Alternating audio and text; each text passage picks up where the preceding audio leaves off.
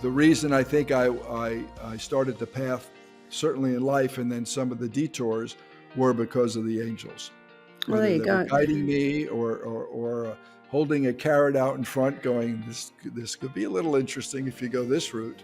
So, Did yeah. you did you feel that kind of presence around your mother during the end of her days? Did you feel like there was another presence come to get her or anything like that?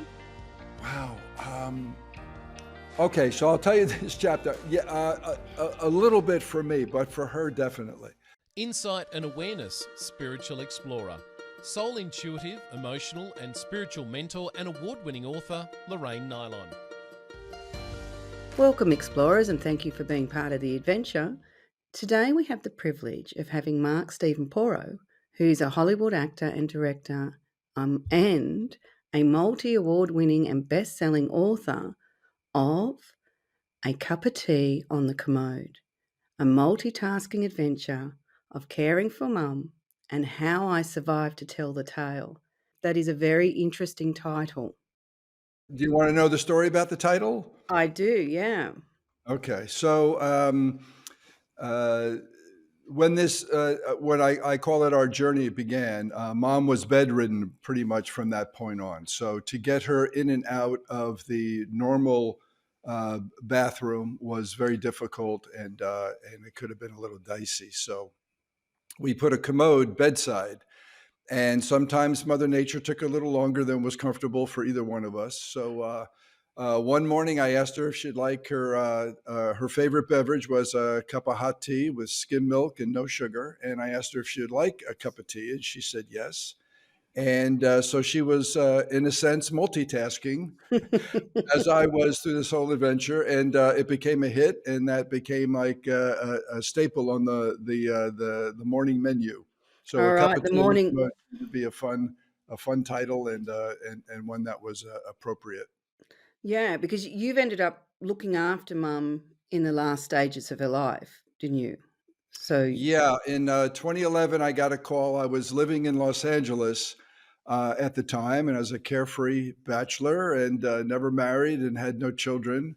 And I was 54, I think 54 when it began. When I started taking over, I was 55. So I get a call from my brother saying our mother just shut down, and she was at a senior center at the time, and they called and said, come get her, we don't know what to do, she doesn't respond. And so Michael went and picked her up and brought her home and said, I put her to bed. Called the doctor cut off all meds and food, and hospice was called.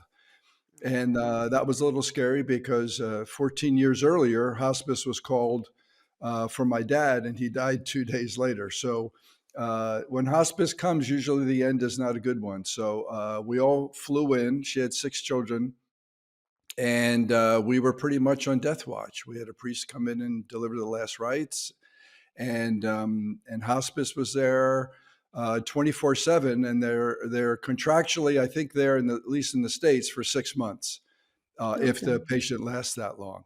And so my younger sister and I hung out with hospice because we wanted to be with our mother as much as possible for as long as she was going to be here. And so we wanted to take care of her as much as we could. So we learned from the pros, and we learned on the tips and tricks.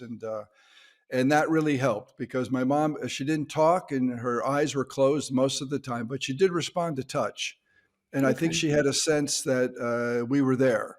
And yeah, so I think it was, I have a chapter in the book called A Cry for Help, or was it a cry? A scream for help, or a silent scream. And I think she really wanted some love in the house because she was living in the house that we all grew up in.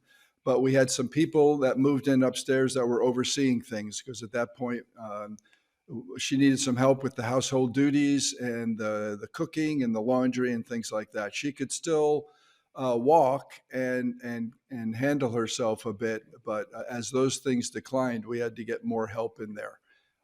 And then this thing happened. So I think that yeah, she was not happy with the current situation in her home, and she suffered from depression at various times in her life. So I think this was a big one. She said, "I'm checking out. That's it." So a few Yeah. weeks later, she snapped out of it. luckily. And then that began our journey. Yeah, and it's quite confronting when you become the carer of the person that used to care for you. Well, yeah, especially for me not being a parent. I mean, I had lots of nieces and nephews, and I did help change diapers and things like that from time to time. But yeah, I mean, I had a really good relationship with both of my folks, and I was a very curious kid, and I had got them to open up about certain things in their lives that they were pretty, they were from the Depression era, so they kept everything really Mm, kind of a secret. They didn't talk a lot about feelings and even pain. When they had pain, they rarely mentioned it and stuff like that. So they were, but I got them to open up, both of them. About certain things during my lifetime. And so I know she trusted me. And my siblings were great because I'm the fifth out of the six kids, and they trusted me, yeah, and that was great because I had it was I guess a big responsibility. I didn't want to let any of them down, but my mother's life was literally in my hands. yeah. So once you get that and understand that, I also had to make her understand that. So I did ask her at one point. I said, if you want me to come in and move back here and do this 24/7, is that what you want? And she said yes. And I said that means I will do everything I can to keep you healthy and safe. Is that what you want? She said, yes. And I said, well, that means I'm in charge, and now you must obey me. And her mood completely changed. And then she puckered up for a kiss, and I wasn't sure if that was a sign of surrender or one wishing me luck. So I gave her a Yeah. kiss and hoped for the best. It was What quite did a you journey. learn? What did you learn from looking after your mother? What did you learn about yourself? Well, the main thing I learned was unconditional love because I didn't have to deal with that, I think, too much other than with pets, maybe. And that was questionable too. And I do go over that in the book where I had moments of doubt. But um, yeah, I mean, you have to understand that these people, your parents, took care of you for at least 18 years, and for nowadays, a lot longer for a lot of other children. All of us moved out, once we went to college, and that was pretty much it. But, uh, 18 years of caring for us. So it was, the decision for me was easy. Working out the logistics took a little more time, but it was like, okay, I'm going to do this, and I had a pretty adventurous life and stuff. But whenever I jumped in anything new, I gave it my all, and said, "This is going to be great. Even if I fail, I'm going to learn from it." But there was, uh, I guess, a realization that failure is not good in this one. No. So I think unconditional love, and also I realized, and I've used it in my life, and especially as an actor too, but also in design, is empathy. You have to put your patient or your parent or your loved one or your client, if you're designing, or if you're acting, you have to put yourself in the other person's shoes and really try to understand what they're going through. So you take judgment out of the equation, and you ask. I asked permission many times throughout our journey, but also. Um, they're still your parent. They deserve respect and dignity, and they're going to be a little slower. They may not remember things. Like she forgot, out of all the kids, my name is the one she forgot for quite a while until I put a visual aid on her ceiling. Um, but you can't take that personally. It was just, it comes with age, or she had a little bit of dementia early on, and I had a goal of making her laugh at least once a day, That's good. and we did that pretty good. So sense of humor is also a huge factor in all this. Both of my parents were pretty funny people, and luckily they passed that on to their children. And so humor really helped especially through the tough times. And there were times where I thought, uh, I again, being a first time parent, I wasn't perfect at this thing, and I know swearing. My mother hated swearing. She never swore, but I did occasionally, and I wouldn't swear at her, but I would swear at the situation. And then I knew she'd be upset. So I apologized and said, "Listen, Mom, it's tough being a parent." And she said, "I guess." And she had six. She goes, "I never swore." And I went, "Oh, yeah, right." I managed it. Yeah. So, yeah, that was a lesson there to learn. So, yeah, I would say empathy and, yeah, just really take into consideration who's in front of you. And, Yeah. Actually, there was a nursing home not far from here, and the manager went round and got everyone's life story and put it at the end of their bed, so that when the workers were there in there, remember this is this person and this is their life, and we're witnessing and we've got the privilege of being part of helping them at the last stage of their life. But she yeah, said everybody's attitude changed because all of a sudden it went from that old person in room 3 to, oh, Betty, and Betty used to do this, and then she's, da, da, da. So they had this sort of connection that's through. great. Yeah. Yeah, 'Cause we forget those little things. yeah. Also, I think it's, uh, one of the major things I learned is, especially women, but I think with my dad also, that wanting to feel pretty or handsome doesn't end at 90 years old. And my mom worked full time. She was a proofreader for the largest newspaper in New Jersey at the time, the Bergen Record. And so she worked full time and had 6 kids, and my dad worked full time. And but she treated herself to a trip to the beauty parlor once a week for a shampoo and set, and also she had gorgeous nails. She was a hand model in her late Alright. teens and early 20s, so she had gorgeous, long, all natural, no acrylics or anything like that nails. So that was her treat. And I didn't know the last time she went to the beauty parlor. At this point, she was when I took over full time. It was she was 90, and so I wanted to recreate that experience at home. So I called it a Day of Beauty. So Right. on we originally had it on a Sunday, but being a good Catholic girl, she said, "No, we can't do this on the Lord's Day." So I moved it to Saturday, and I gave her a special treatment.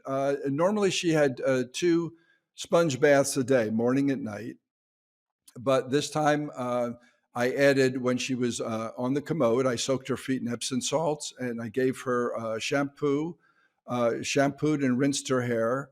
And when she was finished with that, she picked out, and also bought her a new wardrobe because the clothes she was wearing were these old ladies' clothes, and I didn't want my mother looking like that. So I said, "We're buying you some new clothes." So she had new clothes, and I fixed up her hair, and then once she picked out her wardrobe for the day, and once I put her in that, and I also gave her a massage and body lotion and tended to any medical needs. Once I put her in the wheelchair with the new clothes, then I blow dried her hair and put it in a ponytail, and some days I put it in a braid, and then finished it off with.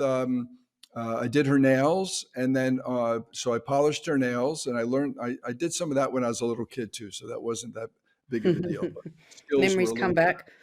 Yeah, Yeah. but yeah, my skills are a little better now. And then I finished it off with the bright red lipstick, and I didn't think that much of it. I thought that this would be nice. And when she used to come visit me in LA, I took her to my friend's salon in Beverly Hills and gave her the movie star treatment. So I knew she really liked this stuff.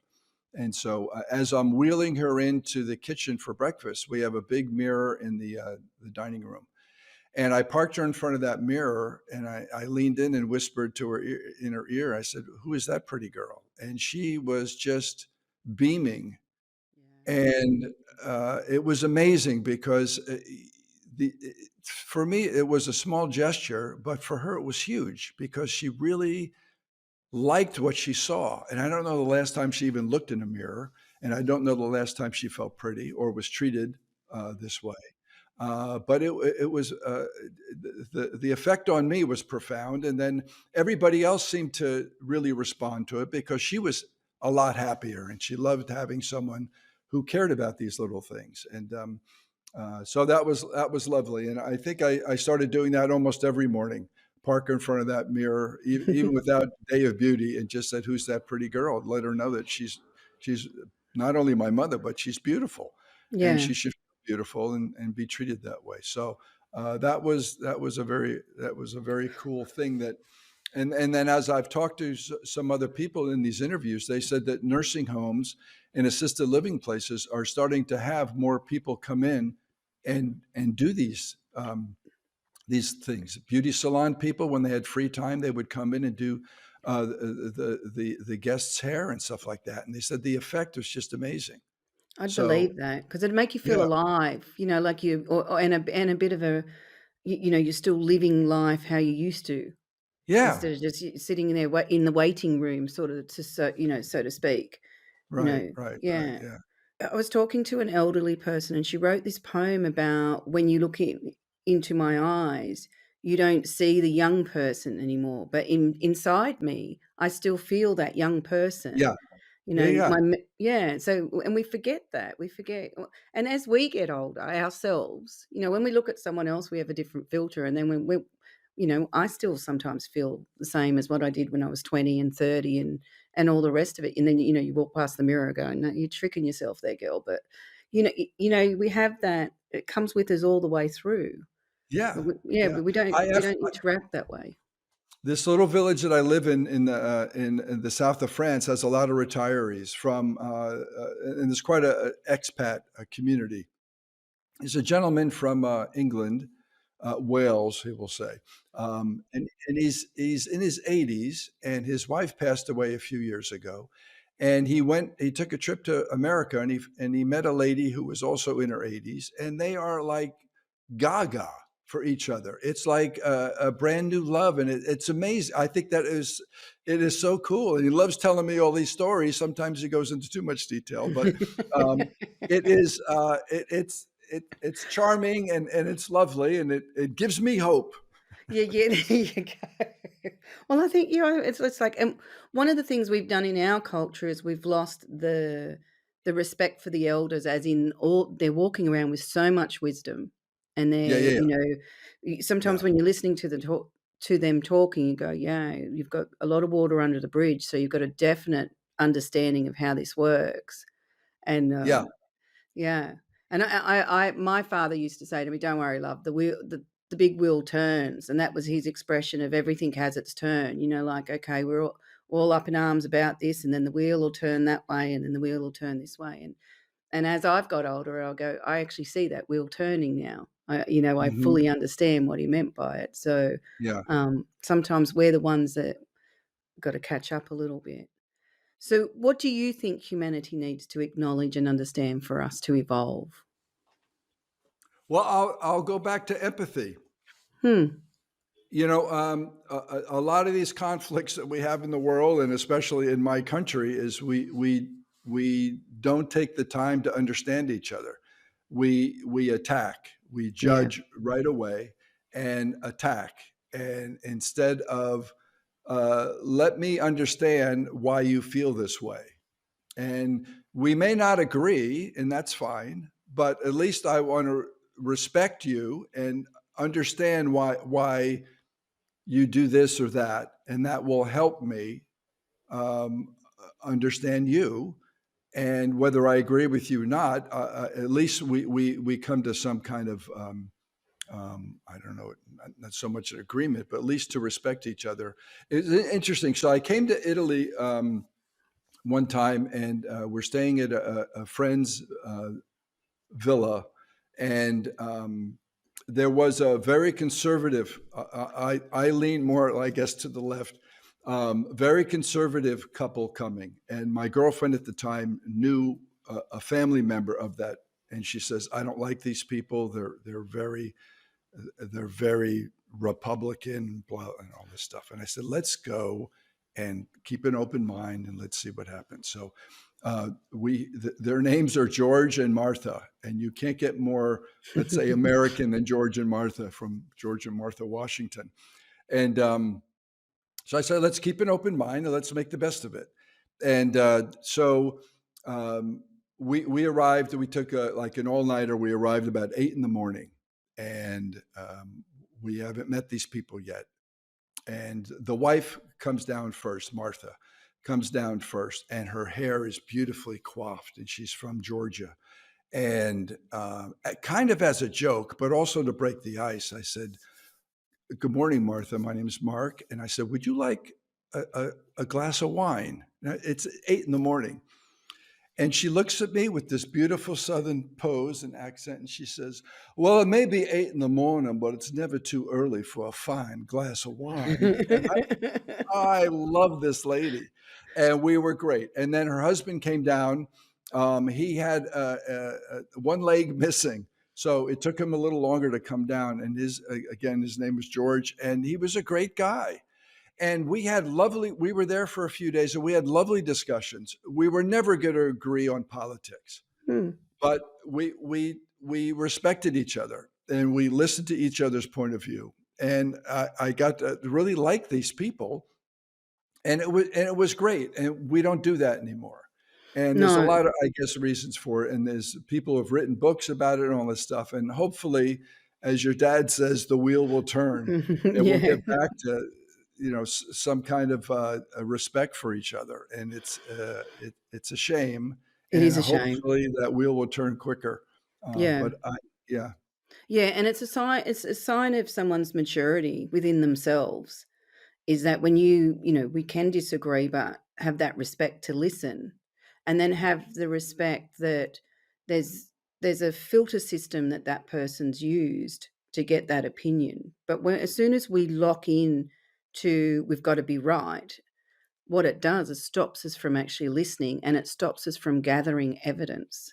right. So so we break down our ability to actually take the bits and pieces that make sense to us. And Hmm. a lot of the time what we're trying to do is just hear what's gonna reaffirm our own beliefs. Yes. Yeah. Yeah. So Yeah. Yeah. you can't actually have a proper conversation because they'll grab a word here and turn it and twist it so it's still reaffirming their beliefs. But Hmm. yeah, and it is that lack of respect when we do that to one another. So, but Right. we're so busy trying to avoid being judged and prove that we're right at the same time Yes. that we're Yeah. Yeah. Yeah. becoming very judgmental and we don't know what we're trying to be right about. So, hence we've got no base. We get Right. really confused in those sort of conversations. I think if we could start with the things we have in common, Yeah. you mention all these things or you discuss these things and you go, yeah, yeah, yeah, yeah, yeah, with all this, yeah, yeah, yeah. Then you go into the other stuff and it makes it a little softer where you go, I like this person, I respect this person, and we were doing so well. Now we're starting to get into the dodgy stuff, but um, I'm a little more open to hear it because of all these other things we have in common. And Yeah. And one of the brilliant questions I like is, why is that important to you? You know what I mean? Regardless of what I think, why is that important to you? And generally, if someone's prepared to answer that question, they'll give you a lot of insight into what their belief system is, or right. whatever it is that they're talking about, how they've Hmm. structured it up there, and that gives you more information on understanding why that person is coming from it from that angle. So Yeah. you generally learn something. Yeah. Yeah. Yeah. And did you spend a lot of time, talking with your mother during the last stages of her life about her life and her views on the world and how she felt about her own particular life? Probably more so or before this incident because Right. again she suffered a little bit from dementia, and then later on we had a doctor that came in and did house calls, which are very rare in the United States now. Mm. And she whispered in my ear one day, "I think your mother has Alzheimer's." And I defended her, of course. No, my mother. I've played a doctor on TV, and I haven't noticed anything other than her My her forgetting diagnosis is my not that. name and seeing people on the ceiling and out in the street that don't exist. But um, anyway, she so we didn't have any deep conversations during this time, really. We talked about it was interesting. So with my dad, it was great because he was still with it until the very end. Right. And he said he had so much to live for. I only had 8 days with my dad once I got that call. And but he said I have so much to live for, and it was super. But he had heart disease, and the body was just giving up. With my mom, she seemed to want to check out for a while. I say in the book that she was in, uh, she didn't want to live, but she was in no rush to die. Yeah. So she was there. She didn't speak very much. There was a interesting occasion. The only time I think we talked about death was she said, "I want to take my earrings off to save them." And I said, "Save them for what? I've never seen you without your earrings." And she says, "For when I go to heaven." And I said, "Are you going anytime soon?" And she says, "No, I don't think so, but I want to save them." And I said, "You can save them by keeping them in your ears. That's the safest place." And she Mm. said, "Oh, okay." And we left it at that. But that was it, the conversation about death. I was with her when we knew she was going soon. It was, and I described this in maybe too rich detail in the book. It was like a 5 day vigil, and I was Mhm. with her bedside most of that time. I slept in a chair next to her bed, holding her hand for the whole time. And she didn't speak and she didn't open her eyes, but she again responded to touch, which was beautiful. So she knew I was there, and I talked to her the whole time because, I, as I understand it, hearing is the last sense to go. Yeah. So I played. She was Irish and a bit French. That's why I think I'm here in France now. But so I played Irish music for those 5 days, and talked to her, and I told her stories, and I had at least a great time, and maybe most of that was for my own grief or how I grieved. And but at the end, she did open her eyes and smile. And I think the day before she passed, she looked at me and she whispered, "I love you."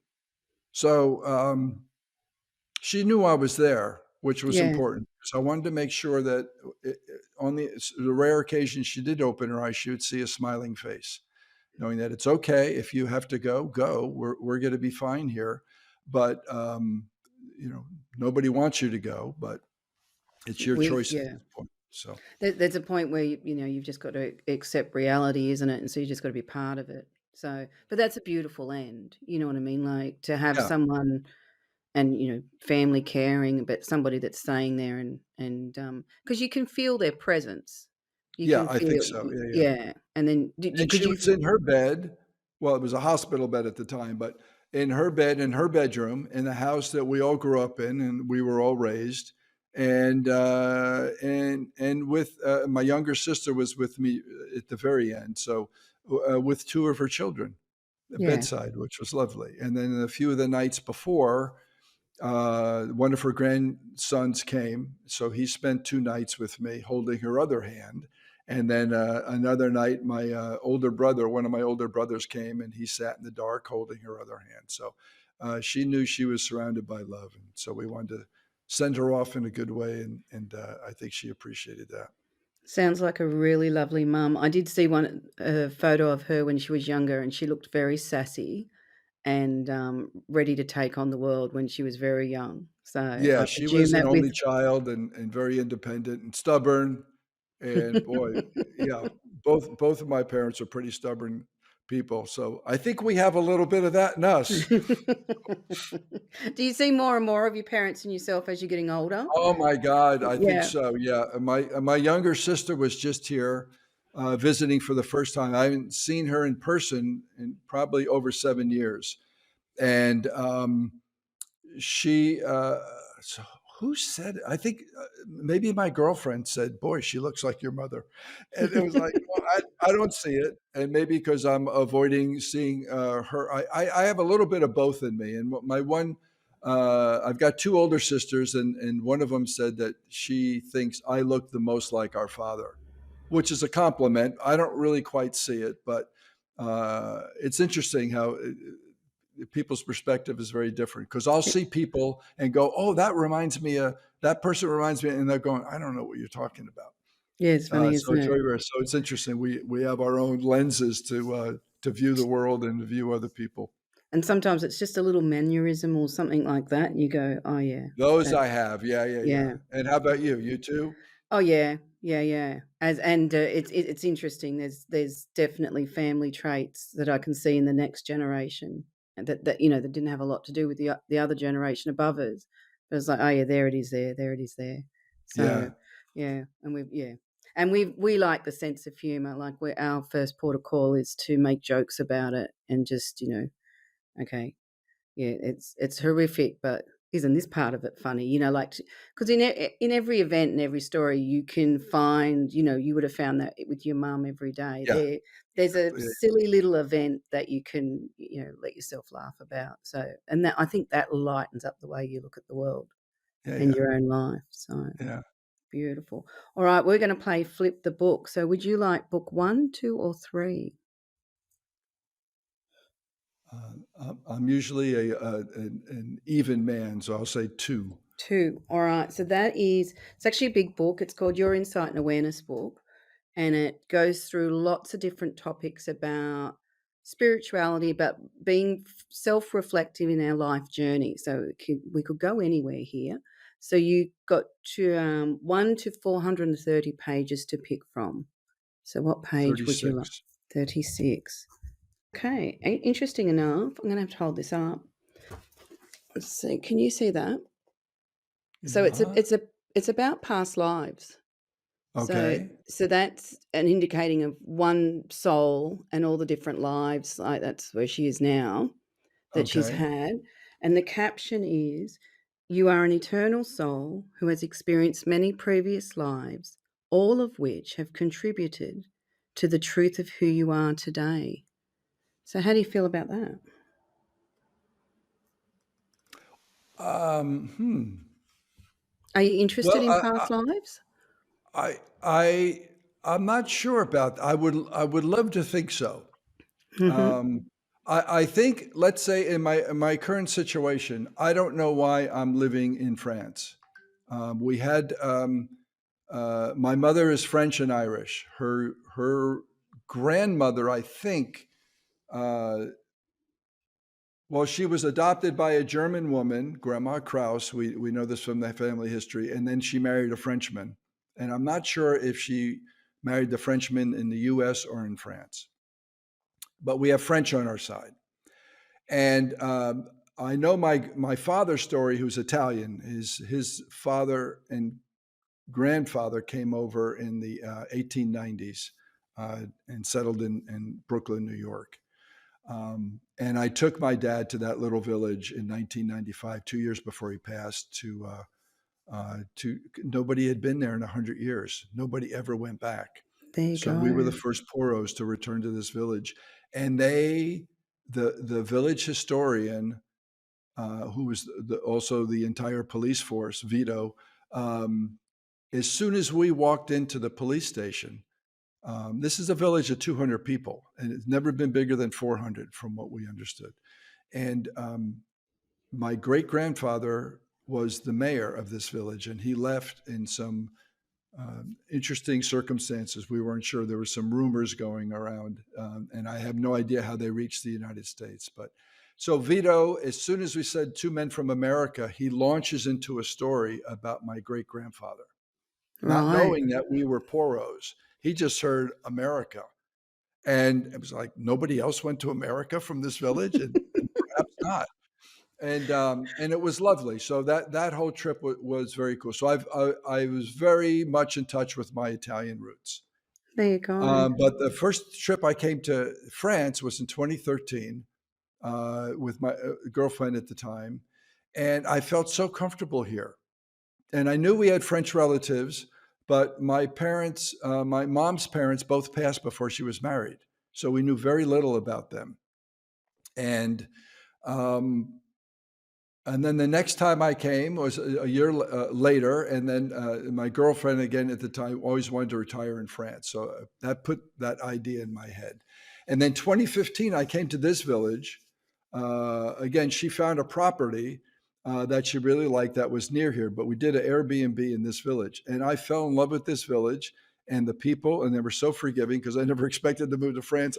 My French is terrible still, but I had no French at the time.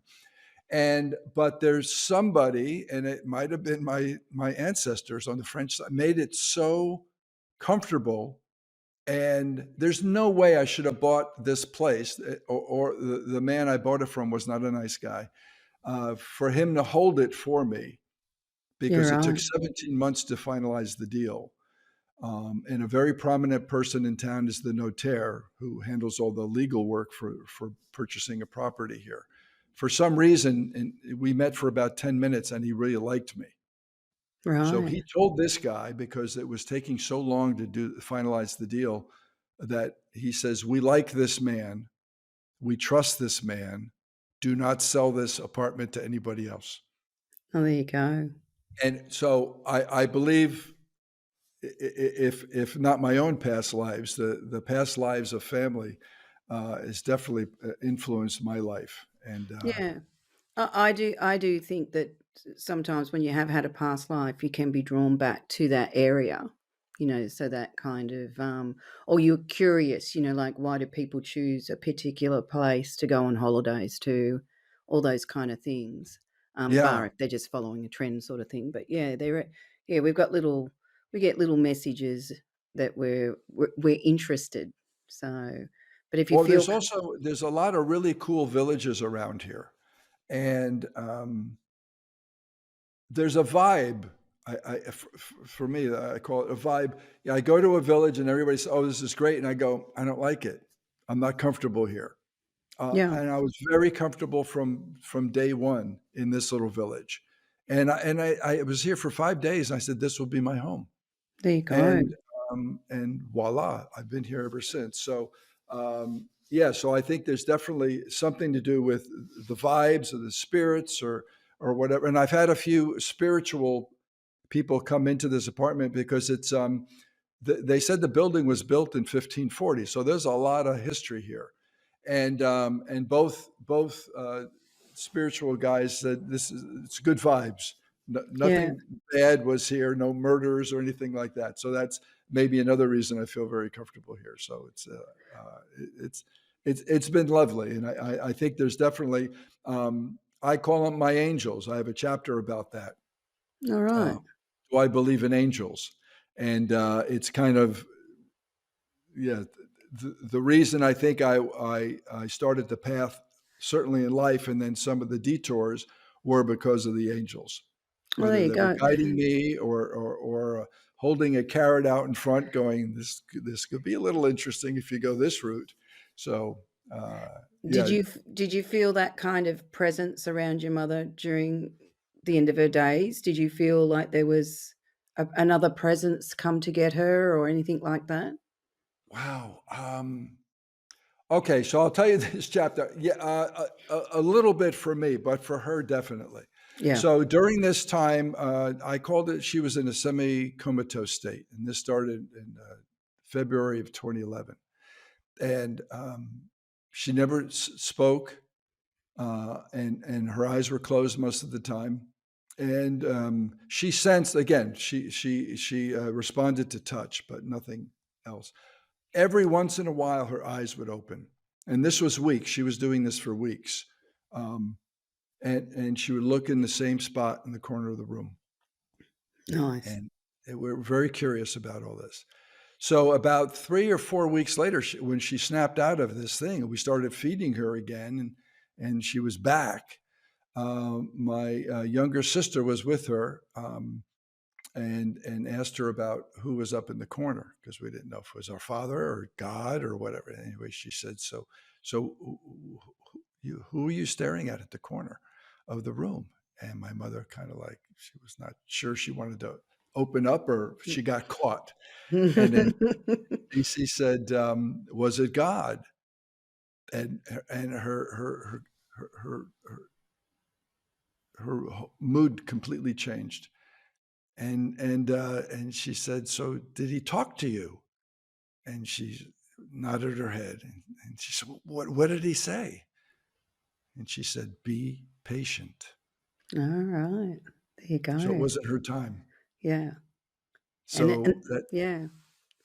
And it's not just, I've explained this to a few people. When, you know, dying's like birth, you know what I mean? You moving to whatever you wanna call where we go to. But it's sometimes how it's playing out is not just for that person that's dying, it's all the people that are involved, and there's a Absolutely. Yeah, lot yeah. more happening than most people realise, and it's not Yeah. until you look back in hindsight you go, "Yeah, that makes sense." So, Yeah.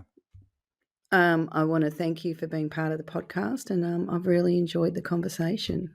Yeah, thank you very much. Yeah, Yeah. me too. And my angels. And your angels, My there you angels go. have brought us together for this, so this is lovely, yeah. Yeah, you might have to do some, investigating about your past lives and see what comes up there for you. Might be Okay. interesting. All right. Yeah, Thank yeah. you. Thank you, Lorraine. Take care.